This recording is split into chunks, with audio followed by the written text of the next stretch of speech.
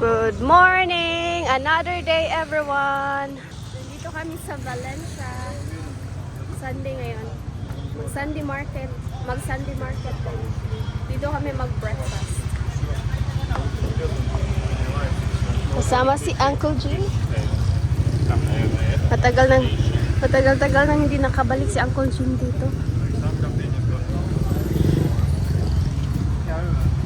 Kakain daw siya ng biko. Yuri. Kain. Favorite niya ang biko.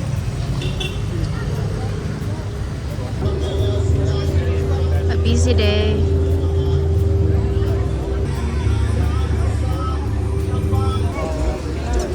Buying our favorite here. Wheat ciabatta with bacon and chicken. Sandwich. It's your pretzel. Pretzel for Kuya Yuri. Favorite ni Yuri ang pretzel dito. Yuri is there. You always get bubblegum. Avid customer here.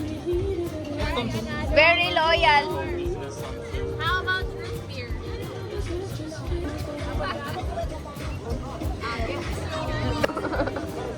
How about you, baby sis? You choose your own store. Yeah, hi. You wave hi. What do you want? You want your own store? While waiting sa aming in-order na sandwich, nag-order muna kami dito ng kape sa favorite naming coffee stall dito sa Valencia.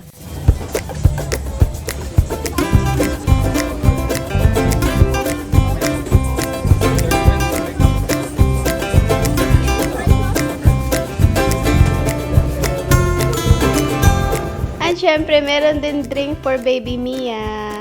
Joke lang, sa akin yan, bawal pa ang baby ng ganyan. Bumili din kami na dito ng mini pancakes na plain lang para kay kuya at para kay baby Mia. At para sa kinabukasan.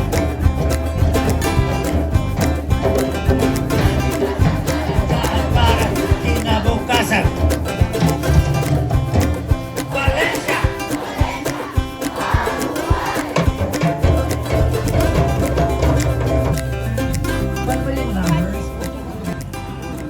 Как тебе погодка? Я готов. Жарко? Да. Dito naman kami pumesto sa may playground area para makapaglaro din si Yuri.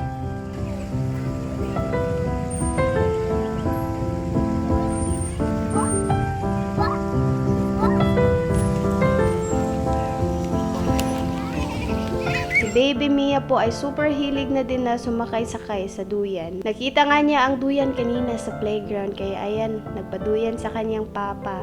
At of course, sumakay na din siya ng seesaw.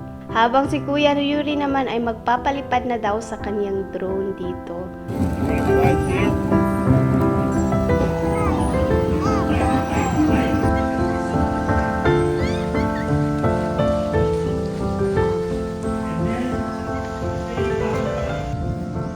Alright, it's my time to eat.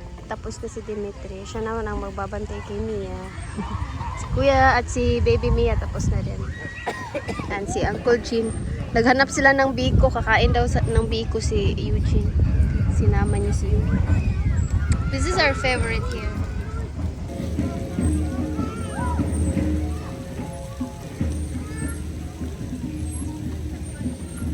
Masha.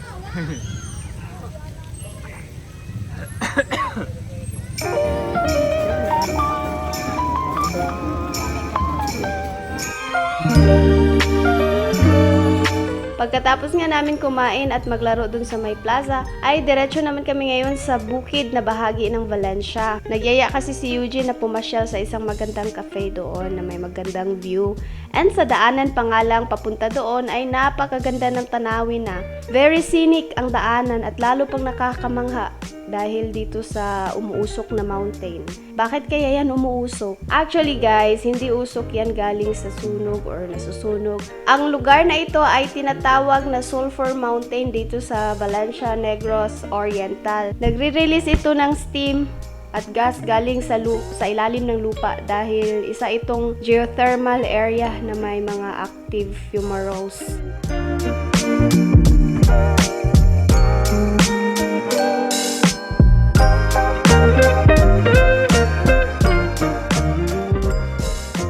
Mga half an hour more or less ang binahe namin at nakarating din kami dito sa aming destination, ang Chosen's Cafe dito sa Valencia, Negros Oriental. Isang napakagandang lugar na napakasariwa ng hangin at napakaganda din ng tanawin. Nagkakawala talaga ng pagod at stress ang mga birding kapaligiran dito para lang din doon sa aming bukid. At napakaganda ng klima dito dahil hindi mainit at hindi din naman masyadong malamig.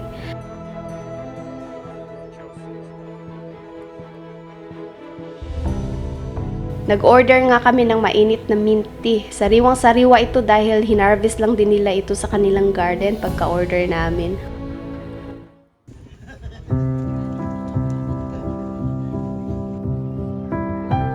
Uy! Something!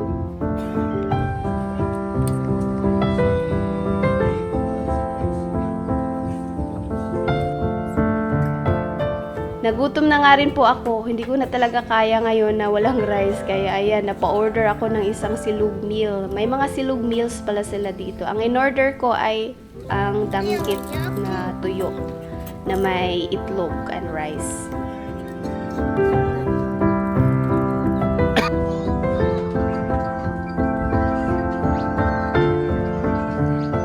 Talagang na-relax kami dito at na-enjoy din sa aming ininom at sa aming kinain. Kung gusto nyo rin na puntahan itong lugar na to, dito lang to sa Malaunay, Valencia, Negros Oriental. Walang entrance fee dito. Mag-order ka lang ng kung anong gusto mong kainin at inumin.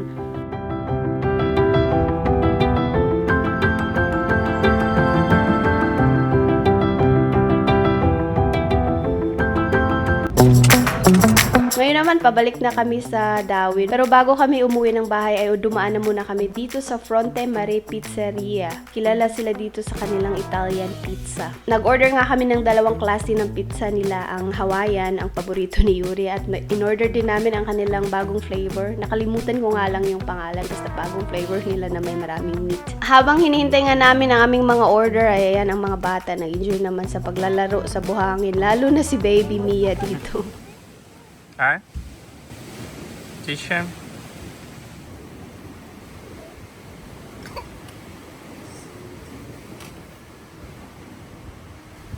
Yay! Happy yan.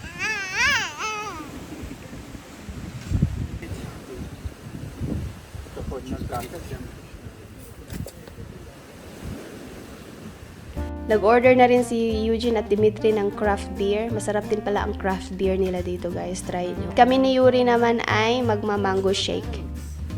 He doesn't wanna wash. Only for you. We take this only for you. Nobody likes it except you. I like it.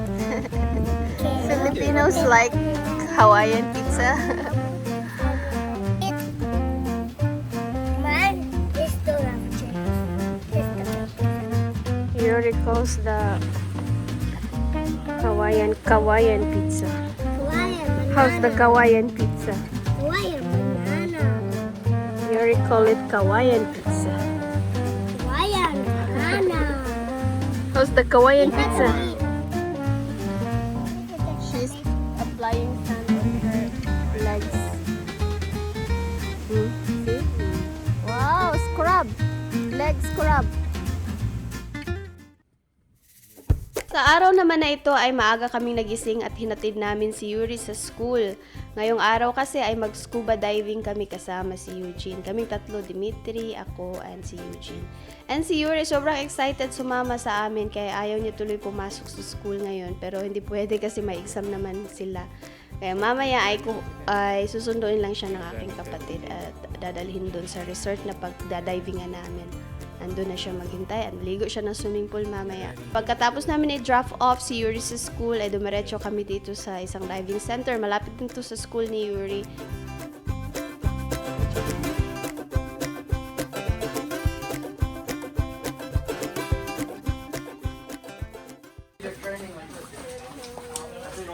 И, наверное, сестра Юрчика заберет потом. Last dive, like, when was our last dive? 6 months ago? Yes, last 6 months.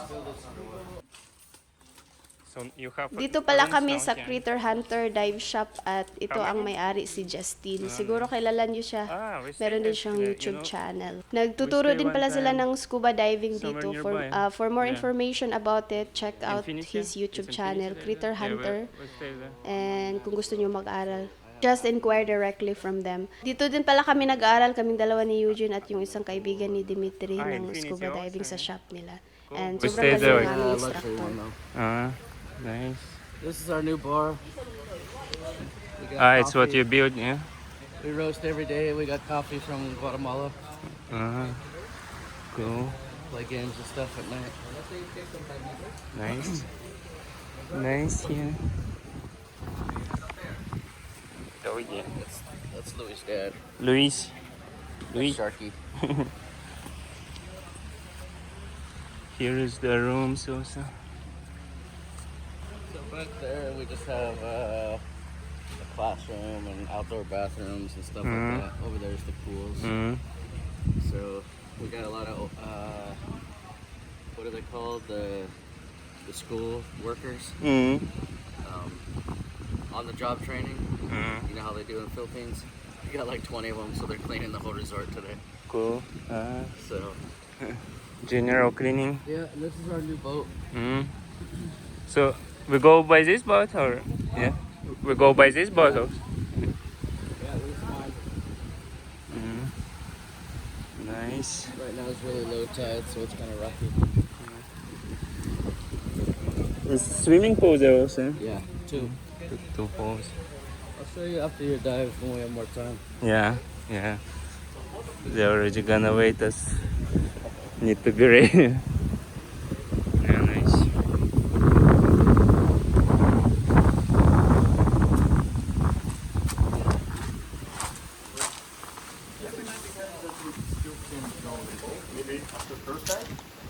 What? Maybe after first dive we can go on a boat. I don't know. No, we go now. Ayan, sumakay na kami ng bangka dahil dalawang magkaibang dive site ang aming pagdadivingan ngayong araw. Dito sa Dawin, Sambuanguita area. Excited na ang lahat at medyo kabado din dahil matagal na kasi kami hindi nakapag-dive. Especially ako. More than 6 months din yata. Nag-review naman kami kagabi ng mga signs and signals sa scuba diving. At of course, before kami sumabak sa first dive, ay mag-refresher muna kami. Meron din pala kaming kasabay ng mga ibang divers, pero iba-iba ang aming mga dive masters. And sa pagdadive dito sa Dawin, required talaga ng municipality na dapat may kasama kang local na dive master or dive guide.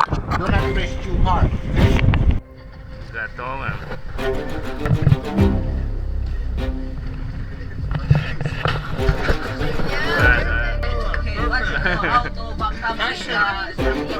Ты прямо этот подводный блипе, underwater блипе. Инструктор показал, как прыгать, но никто не видел. Говорит, давай обратно. So, this is it. Let's go diving. Ayan, Eugene is down and then me.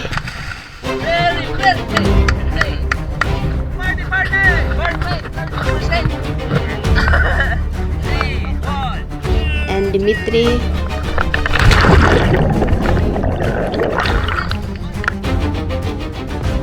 Tingnan niyo si Eugene, parang Nemo na fish.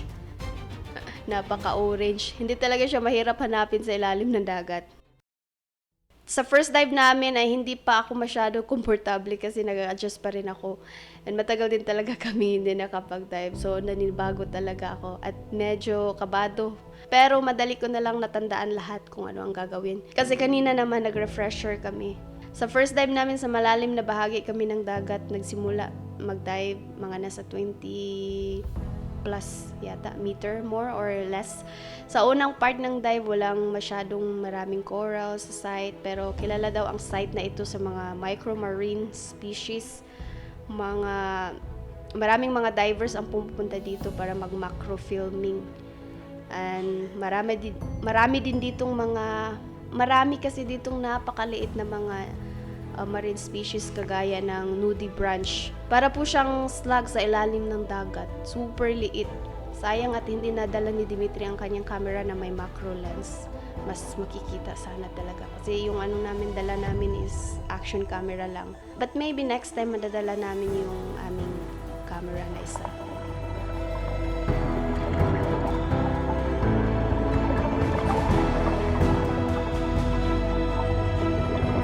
Ayan, may nakita din kami na frogfish. Yung parang hindi gumagalaw na parang yellowish ang kulay.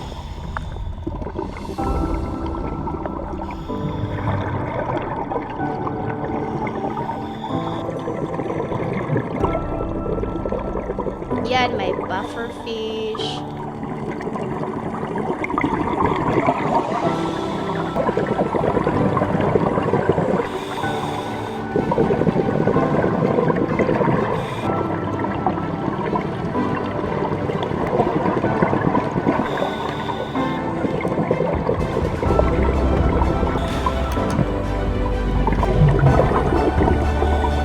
May tinuturo ang aming guide, ano kaya yan? Siguro shark. Joke! Wag naman sana. Ayun, may naispatan pala siyang maraming isda. Let's go, puntahan natin. Hindi ko alam ang pangalan ng mga isda na yan. Pero parang isang klase lang naman. Pero grabe, ang ganda nila tignan. Sobrang ganda nilang tignan dyan. Ano kaya ang pangalan ng isda na yan? Parang ang sarap gawing tinola. Joke.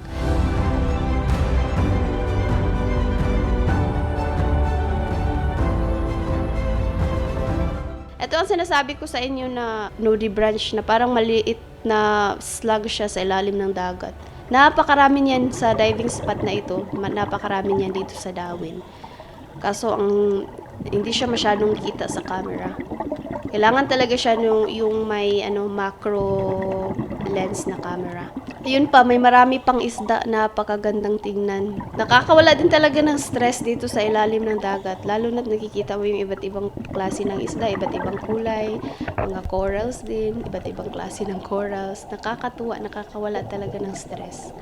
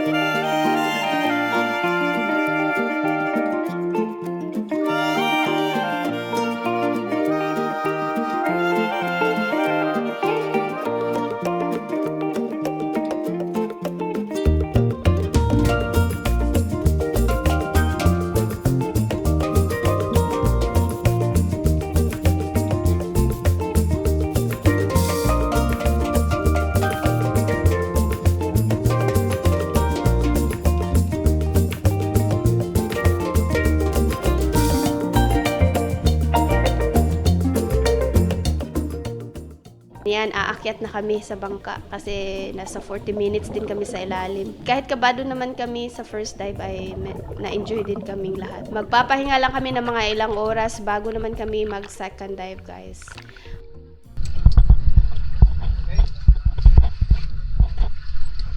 That's okay. Very nice dive. Sersion.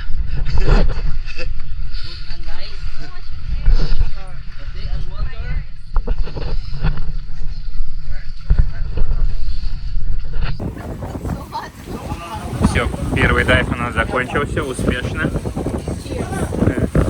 Особо здесь кораллов нет. Всякие рыбки. Different fish. Yeah. Meanwhile, si Yuri naman sa school ay sinundo na ng aking kapatid. Kumakain pa ng snacks ang bata.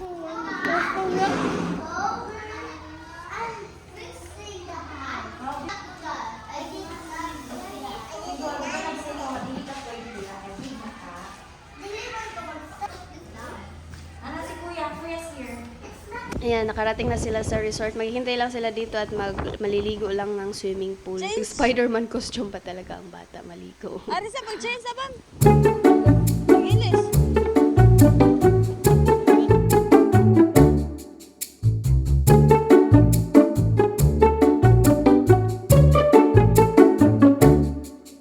At ito naman ang aming second dive. Sa ibang diving spot naman to guys, pero dito pa rin sa Darwin. Dito sa area na ito is mas maraming kaming nakita ng mga giant frogfish.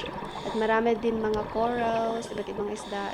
Yung mga nakikita nyo na parang cage na yan ay sinadya yan talagang ilagay dyan para kapitan ng mga coral. Ginawa yan ng isang resort dito sa Darwin para mas maparami at mapalago pa ang mga corals dito.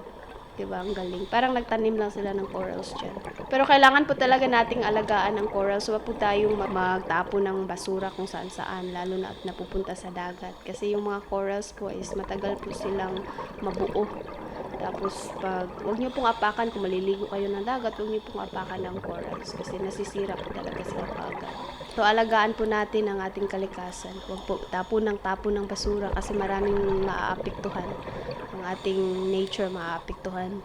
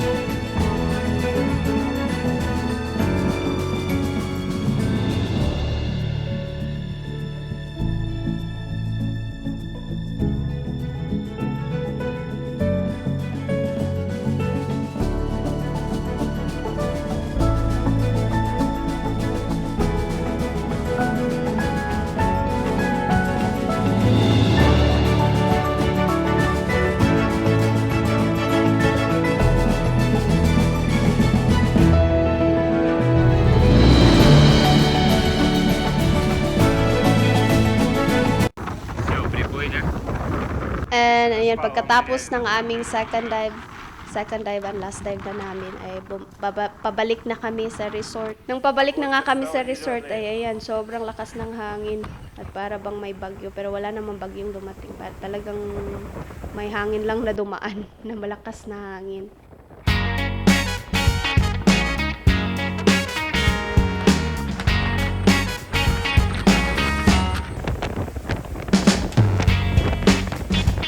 Все, мы прибыли. Где наш сын? Пожалуй, пойдем пешочком.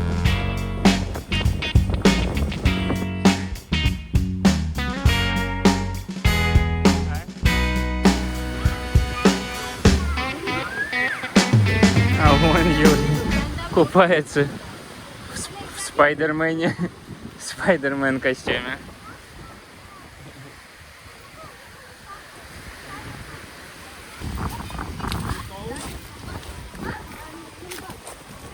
Are you cold?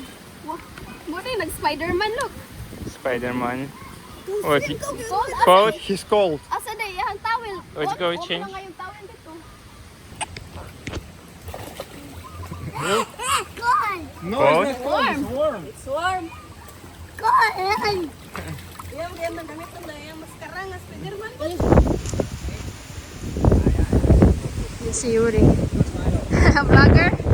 Little vlogger boy. Are you a vlogger boy?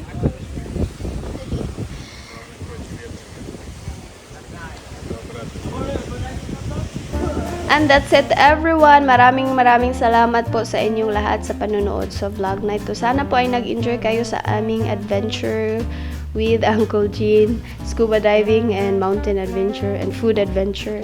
Sa susunod naman na vlog guys, ipagpatuloy natin ang adventure. Mag-ingat po kayong lahat. Bye bye everyone.